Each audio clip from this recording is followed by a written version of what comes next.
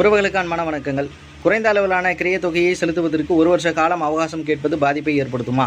இந்த வழக்கில் வாதியானவர் ஒரு கிரைய ஒப்பந்தம் போடுறாரு. 4.90 லட்ச ரூபா அமௌண்ட் ஃபிக்ஸ் பண்ணுறாங்க. 4 லட்ச ரூபா அட்வான்ஸ் கொடுத்துறாரு. மீதம் இருக்கிற அந்த 90,000 கட்டுவதற்கு 1 வருஷ கால அவகாசம் கேட்டு நிபந்தனை விதித்து அந்த கிரையத்தை முடிக்கிறாங்க. அப்போ இந்த குறைந்த அளவிலான தொகையை செலுத்துவதற்கு 1 வருஷ காலம் அவகாசம் கேட்பது பாதிப்பை ஏற்படுத்துமா? என்ன இந்த தீர்ப்பில் பாதிப்பை ஏற்படுத்தாது அப்படின்னு சொல்லியிருக்காங்க. மேலும் இந்த நிலத்தினுடைய உரிமையாளர் அந்த கிரைய ஒப்பந்தத்தை முடிப்பதற்கு தாமதத்தை ஏற்படுத்தினால் அப்போ நம்ம ஸ்பெசிபிக் ரிலீஃப் ஆக்ட் போட்டு வழக்கை நம்ம தொடுக்கும் பொழுது நிலத்தின் உரிமையாளர் இந்த குறைந்த அளவிலான முன்தொகையை செலுத்துவதற்கு 1 வருஷ காலம் அவகாசம் கேட்டிருப்பது பாதிப்பை ஏற்படுத்தும். இது ஏற்புடையதல்ல. மேலும் அந்த டெபாசிட் தொகையை வழக்கு தொடுக்கும் பொழுதே நீதிமன்றத்தில் செலுத்தியாகணும் அப்படின்றத ஒரு வாதத்தை வைக்கும் பொழுது நீதிமன்றம் இதுக்கு என்ன சொல்லுதுன்னா, அந்த டெபாசிட் தொகையை நீதிமன்றம் எப்போ உத்தரவிடுதோ அப்போ அந்த கிரையதாரர் நீதிமன்றத்தில் அந்த தொகையை செலுத்தினாலும் போதும் என்று இந்த தீர்ப்பில் சொல்லியிருக்காங்க. நன்றி.